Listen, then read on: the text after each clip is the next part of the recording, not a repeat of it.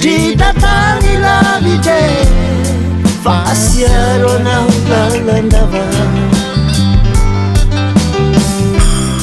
Fasiarua Irasari na ue Fua usuduku Fua usudukua Awana kifukue Rimalala Tiana wanya Kasata kukilala Nifiti oh, oh, oh. Tiana wanya Kasata kukilala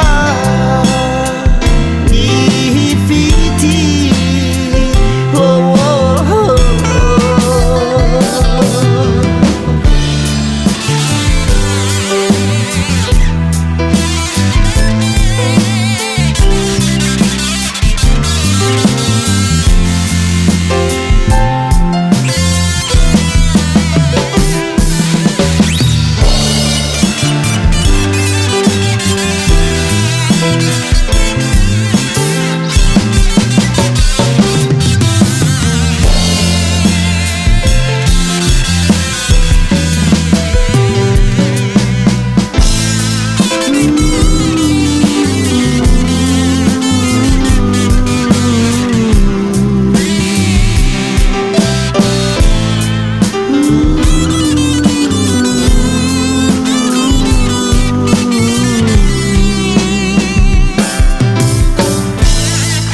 Sanyawe siwe mafuyanau